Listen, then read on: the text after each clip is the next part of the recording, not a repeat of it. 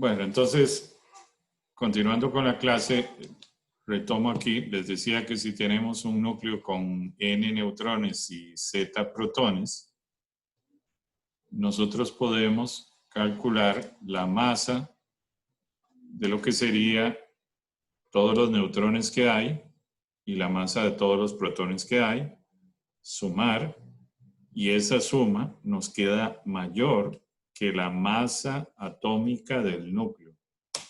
Entonces, definitivamente hay una diferencia de masa. Si calculamos esa diferencia de masa y la multiplicamos por la velocidad de la luz al cuadrado, se nos convierte eso en un valor de energía. Esa pérdida de masa, ¿en qué está siendo utilizada como energía? Bueno, justamente está siendo utilizada en mantener unidos los neutrones y los protones en el núcleo.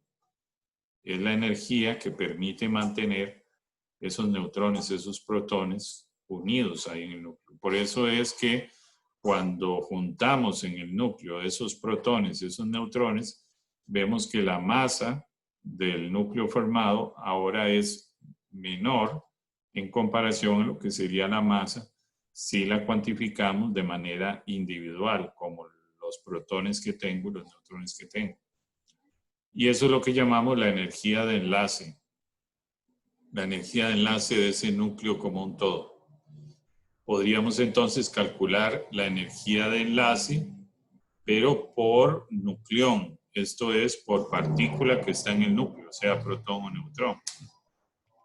Entonces, vamos a cuantificar esta energía, que la llamo E sub B, dividiéndola por la masa atómica que tengo y por tanto, o el número de nucleones que tengo para calcular la energía por nucleón. Entonces, para hacer un ejemplo, vamos a usar el flúor. Tiene 10 neutrones, tiene 9 protones y la masa es 18.998. Eso es casi 19. Observen que es 10 más 9, pero claramente hay una diferencia, ¿verdad? Si consideramos la masa del neutrón, la masa del protón, la masa atómica del flúor, que como mencioné aquí es 18.9984, eso lo multiplico por la unidad de UMAS y ya obtendría el valor en kilogramos, ¿verdad? Habíamos hablado en una clase anterior que esta U es unidad de masa atómica, que tiene un valor definido en términos de kilogramos. Entonces yo lo que haría es multiplicar ese valor por 18.9984 y obtengo la masa atómica en kilogramos. De igual manera para estos. Entonces la unidad de masa atómica se utiliza de una manera conveniente para lograr expresar esto en números más pequeños. Vean que la masa del neutrón, la masa del protón prácticamente es una unidad de masa atómica. Hay una diferencia entre ellos, pero... Y entonces, si hacemos justamente la resta que vimos antes, que sería, multiplico el número, voy a utilizar aquí la pluma, multiplico el número de neutrones por la masa de neutrones y el número de protones por la masa de los protones, y a eso le resto la masa atómica, logro ver que hay una diferencia de 0.54 unidades de masa atómica. Que si lo sustituyo en mi fórmula anterior, la que teníamos antes aquí, si esa diferencia de masa, que es esto, la multiplico por el C cuadrado, obtengo el valor en energía. Entonces, me va a dar 143 megaelectronvolts. Ahora, esos 143 megaelectronvolts es para toda la masa atómica del flúor. si yo divido esa energía entre el número de nucleones que tiene el flúor, que claramente son 19, yo obtendría, aquí redondeando 19, yo obtendría la energía de enlace partida por el número de nucleones. Es decir, voy a obtener la energía de enlace por nucleón, la energía de enlace por cada partícula que está en el núcleo, sea protón o neutrón. ¿Cuánta energía se requiere para mantener unido uno de esos nucleones, uno de esos protones, uno de esos neutrones? En este caso sería 7.5 megaelectronvolts. Si usted quisiera arrancarlo del núcleo, necesitaría eso, 7.5 megaelectronvolts, por decirlo así. Esa es la energía que lo mantiene unido. Entonces, como supondrán, cada núcleo de cada elemento de la tabla periódica tiene diferente energía de enlace. Habrán algunos que tienen mucha energía de enlace, es decir, los nucleones están muy ligados entre sí, costaría mucho separarlos. Y existen otros que tienen menos energía de enlace. Entonces resulta que si lo vemos ya, si tomamos los datos experimentales y graficáramos la energía de enlace partido por el número de nucleones versus el número de nucleones, o partido, dicho de otra manera, también la masa atómica. Entonces, en esta dirección estamos yendo hacia elementos muy pesados, como el uranio. Podríamos pensar, ahora no recuerdo, hablábamos 235. Entonces, por aquí. Aquí estarían los elementos pesados y aquí estarían los elementos ligeros, como el hidrógeno, el helio, el litio, etc. Entonces, esta gráfica que yo tengo es energía de enlace por nucleón. ¿Qué quiere decir esto? Que en el hidrógeno, o en los elementos ligeros, aquí voy a cambiar de color, en los elementos ligeros, la energía de enlace, la energía que mantiene ese núcleo junto, es baja. Mientras que en los pesados también decae. También decae. Conforme me voy a un elemento más pesado, también esa energía de enlace se reduce, levemente, pero se reduce. Y resulta que si me voy al hierro, al níquel, que están por aquí, son los que tienen los valores más altos de energía de enlace. Son los que tienen valores más altos de energía de enlace. Entonces eso me lleva a una explicación, y a varias explicaciones más bien, de que cuando yo vengo de elementos ligeros, tienen poca energía de enlace. Entonces es muy fácil fusionarlos porque su energía de enlace en el núcleo no es tan alta.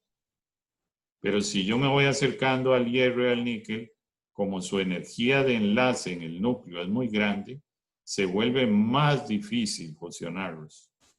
De igual manera, si me voy para atrás, pienso en uranio 235. ¿Por qué es fácil de fisionar? Porque la energía de enlace no es tan fuerte comparada con el hierro o con el níquel, por ejemplo. Entonces, yo puedo desligarlos, puedo fracturar el núcleo porque esa energía de enlace no es tan grande. Pero si me desplazo hacia acá, cada vez que quiera fisionar, cada vez que quiera dividir el núcleo, me va a costar más porque la energía de enlace es cada vez mayor y mayor y mayor. Entonces, lo que tiene que quedar claro de esta gráfica es que si me acerco al hierro o al níquel desde los elementos ligeros, la energía de enlace Es decir, la energía que mantiene los nucleones juntos se va a incrementar. Si me acerco desde los elementos pesados, como el uranio 235, hacia el hierro y el níquel, la energía de enlace va a aumentar. Quiere decir que los elementos que están cerca del hierro y el níquel son elementos que es difícil romper ese núcleo o transformar ese núcleo en otro, porque los nucleones están fuertemente unidos, fuertemente unidos. Vean también, y aquí tratemos de explicar el porqué de esto. Si pensamos en los elementos pesados, como el uranio 235, que puede estar por aquí, uno dirá, ¿por qué la energía de enlace se hace menor cuando los núcleos se van haciendo más másicos? Bueno, piensen ustedes que, aquí voy a tratar de dibujar esto. Digamos, si yo tengo aquí varios neutrones, voy a cambiar de color. Y por aquí tengo protones. Y ellos, como un todo, están en el núcleo. Resulta que la energía que los mantiene unidos es esto, la energía de enlace. Entonces, si estamos por aquí en el hierro níquel, esa energía es mayor. Pero si estamos por aquí en el helio o en el hidrógeno, esa energía es menor. Entonces, lograr fusionar, lograr transformar este núcleo en otro, se vuelve, entre comillas, más fácil porque la energía de enlace es pequeña. Sea fusionar o fisionar, según sea el caso.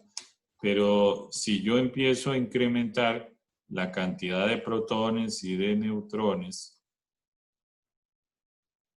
y los incremento más y más y más y más y se vuelve un montón de protones y neutrones, ya la fuerza fuerte, que es la que mantiene unido estas partículas, es una fuerza que actúa a corta distancia.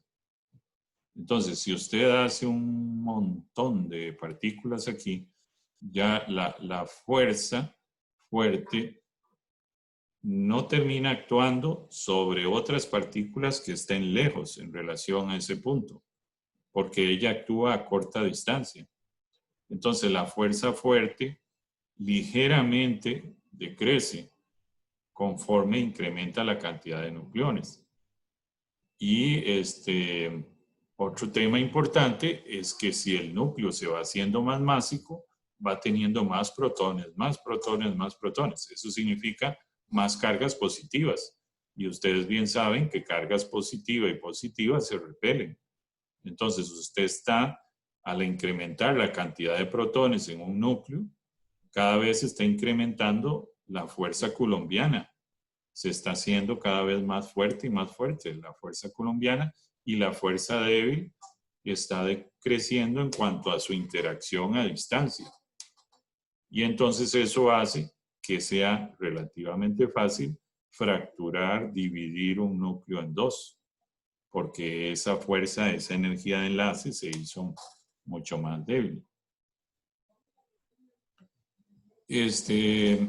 Ahora, otra cosa importante, si usted se pregunta, y estas son de las cosas, yo espero que esto que vaya a decir lo recuerden para el resto de sus vidas, por si alguien les pregunta, principalmente la explicación de lo que estoy diciendo y lo que voy a decir. Observen que la diferencia de energía de enlace en los elementos ligeros es increíblemente grande, mientras que la diferencia de energía de enlace entre los elementos pesados es pequeña. Entonces, eso lleva a también la justificación de por qué la fusión, por qué fusionar elementos ligeros libera más energía. Justamente porque cuando yo doy origen, puntualmente este pico que ven aquí es helio 4.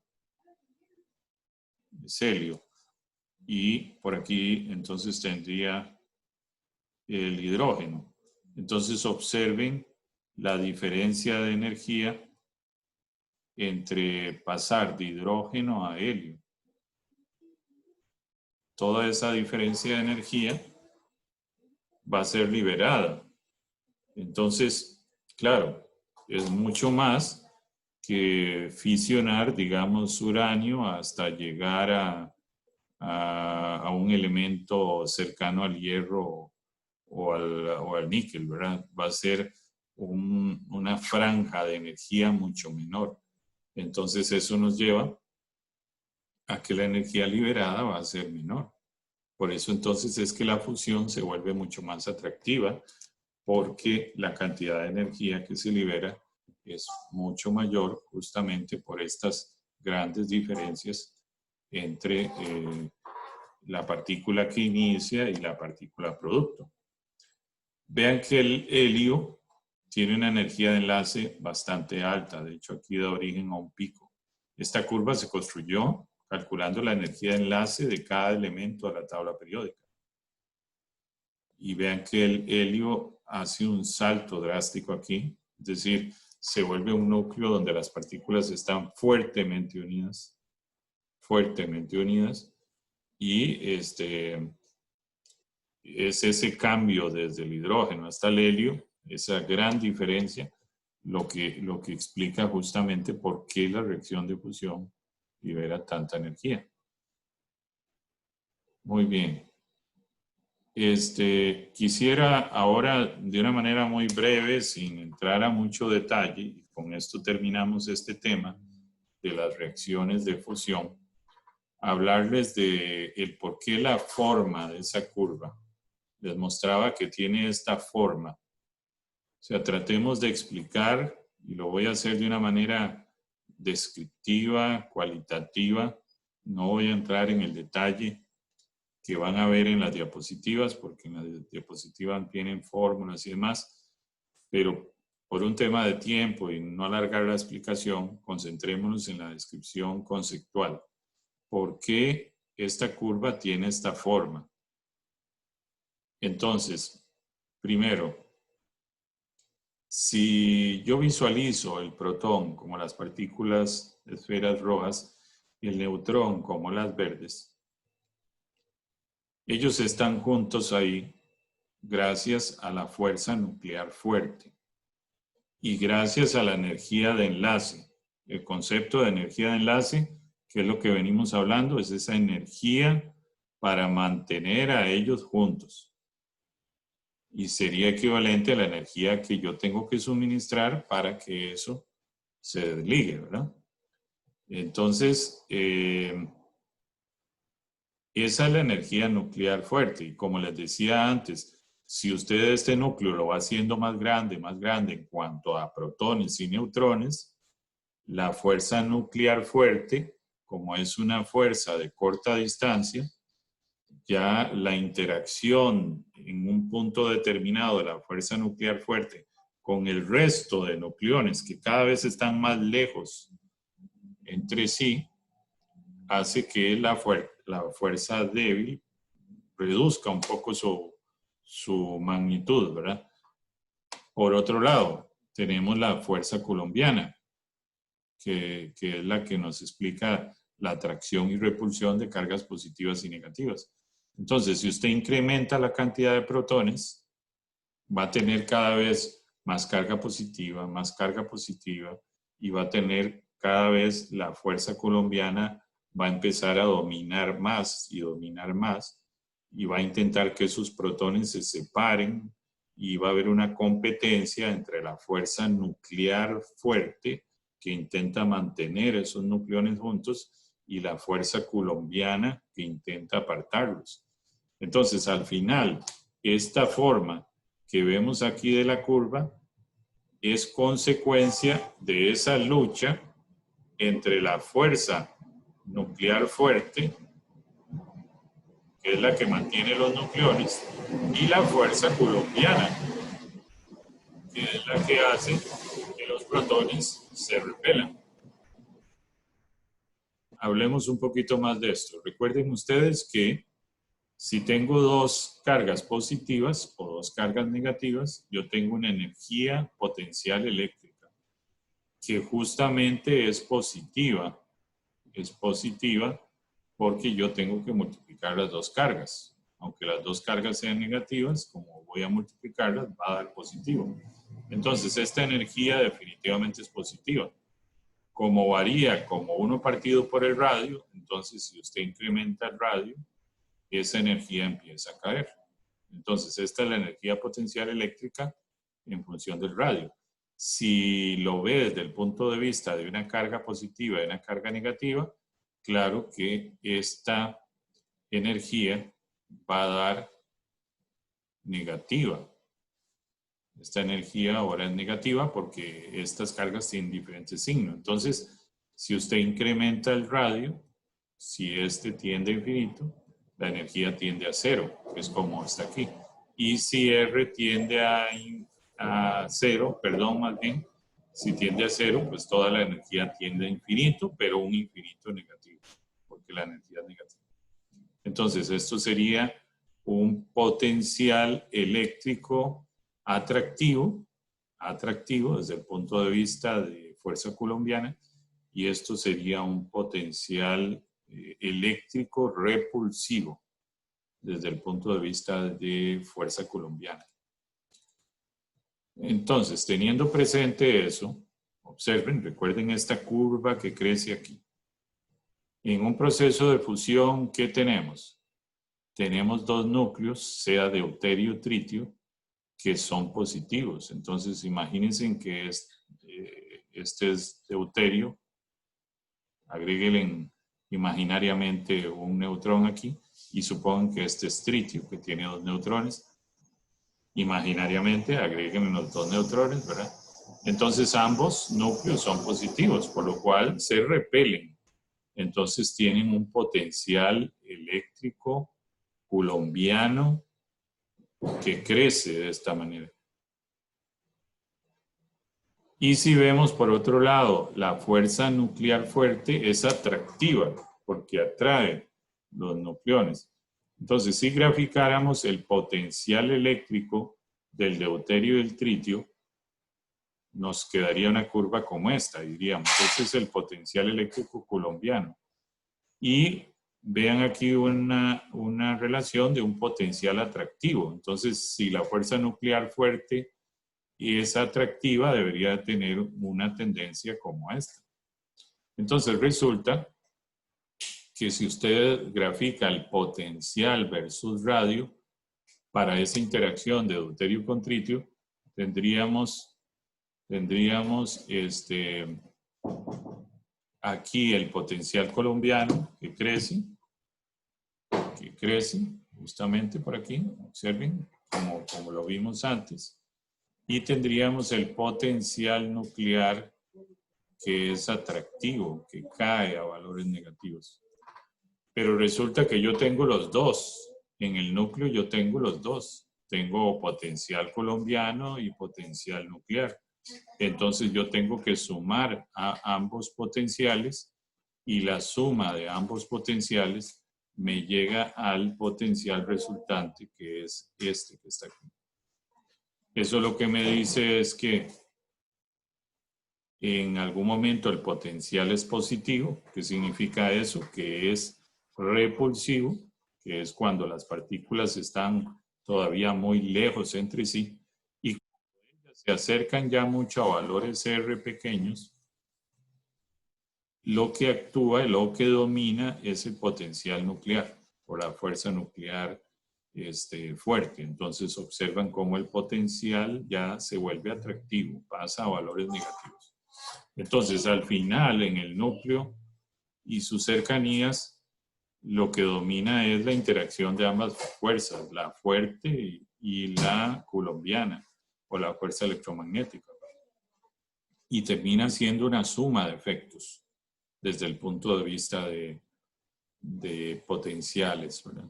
Y termina siendo este potencial. Entonces, cualquier partícula que esté a esta distancia de otra, que está por aquí, va a sentir un potencial coulombiano dominante, pero cuando ya está a una distancia como esta, ya va a sentir más la fuerza fuerte y cada vez que se acerque más va a sentir más el potencial nuclear de la fuerza fuerte.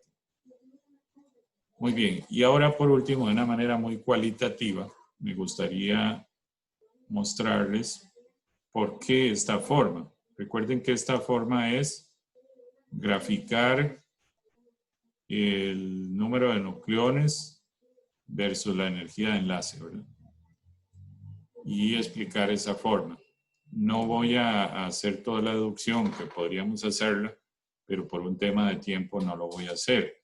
Entonces, perdón, antes de pasar a eso, insistir, cuando sumo el potencial coulombiano con el potencial nuclear, entonces el potencial resultante es este.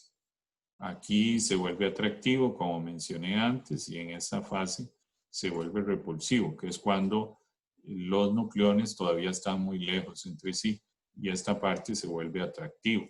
Lo que nosotros necesitamos para lograr una reacción de fusión es que los núcleos de deuterio y tritio estén a una distancia donde ya lo que domine sea el potencial atractivo o la fuerza atractiva para que ellos se acerquen lo suficiente.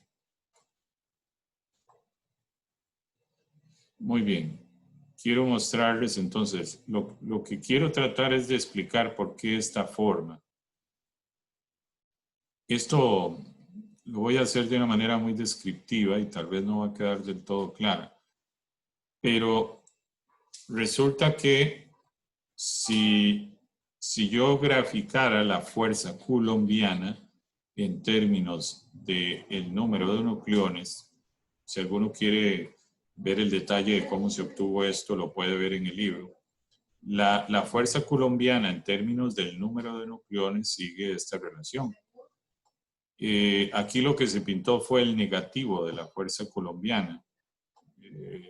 Igual podríamos haber pintado el positivo y lo que hubiéramos visto es algo así, ¿no? Entonces, eso lo que nos lleva es a decir que conforme la cantidad de nucleones aumenta, es decir, cuando tenemos un núcleo muy másico, la fuerza coulombiana empieza a crecer. Y tiene sentido porque hay más protones, más protones, más protones. Observen que al inicio hay pocos protones, entonces la fuerza de Coulomb no es tan fuerte. Pero cuando el núcleo se va haciendo más másico y más másico, con más protones, más fuerza coulombiana va a haber.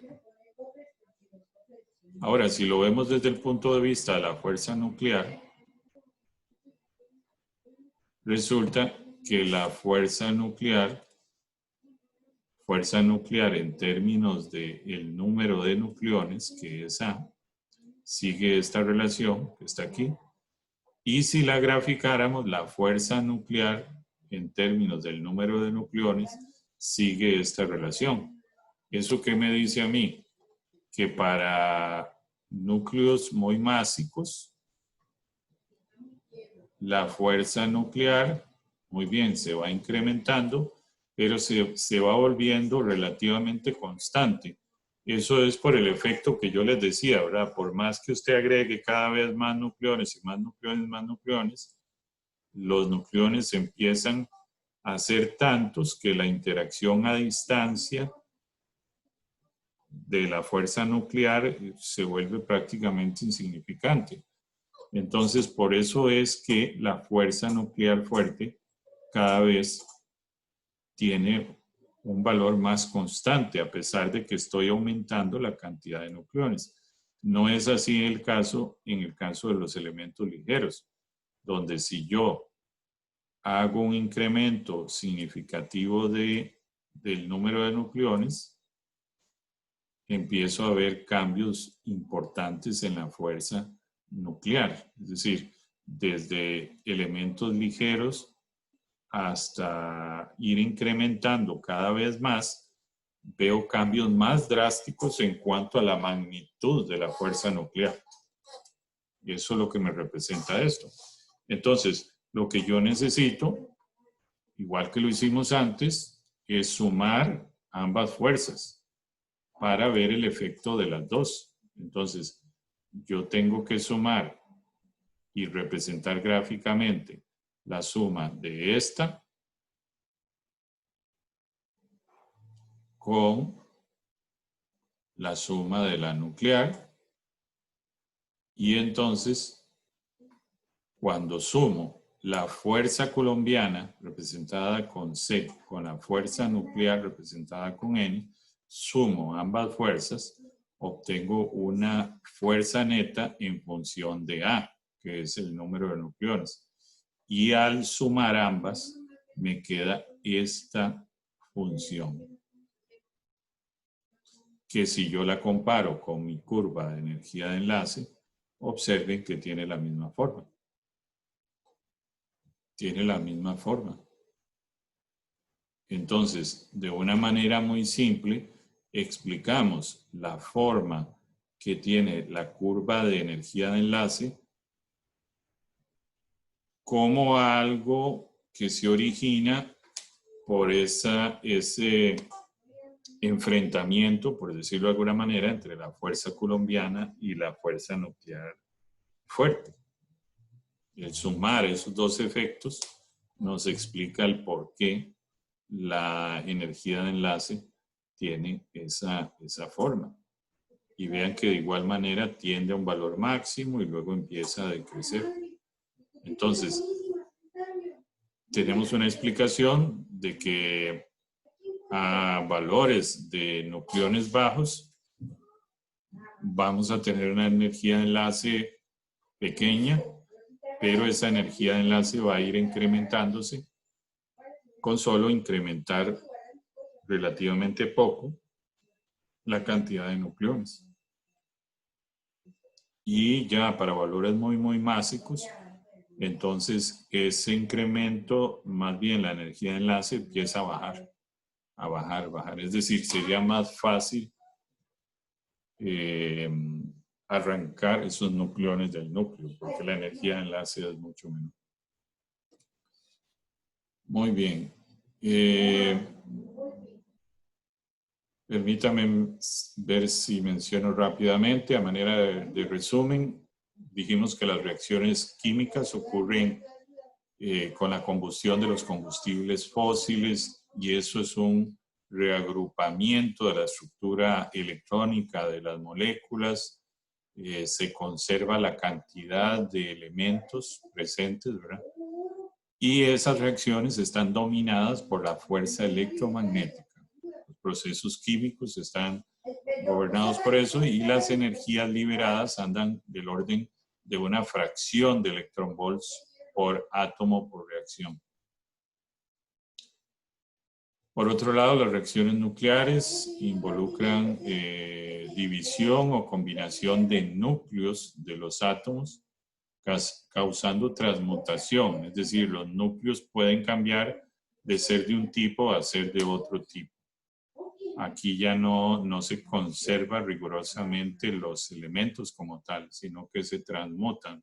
Se puede dar origen, como decir, fusiono hidrógeno, doy origen a helio, que son dos elementos diferentes, ¿verdad? Y las reacciones nucleares que dominan entregan energías del orden de millones de electronvolts por nucleón, comparada a las químicas que eran apenas unos cuantos, por no decir menos de un electronvolt. Entonces decimos que las reacciones nucleares entregan 1 millón de veces más energía que las reacciones químicas por ese mismo motivo. Y sabemos que hay dos tipos de reacciones nucleares, la de fisión y la de fusión. Y la de fisión se desarrolla en elementos pesados, como por ejemplo el uranio 235, donde se producen en promedio 2.4 neutrones y tienen un efecto de reacción en cadena, lo cual no es necesario estar suministrando neutrones, porque ya eso lo tenemos. Dijimos que los neutrones no pueden iniciar procesos de fusión en elementos ligeros, ¿verdad? Porque se consumen rápidamente. Y la manera de resolver eso es logrando interaccionar dos núcleos positivos. Y para eso tenemos que vencer la barrera de Coulomb en eso. Y esto es una reacción que no origina reacciones en cadena. Entonces, los neutrones no son efectivos desde el punto de vista de iniciadores de reactores de fusión, ¿verdad? Necesitamos esa interacción de dos cargas positivas para que se dé ese proceso. Y la reacción más fácil de iniciar es la de deuterio-tritio. Por eso es que hoy en día es la reacción que tiene más interés. Necesitamos aquí sembrar tritio, eso sí, para llegar a obtener eso.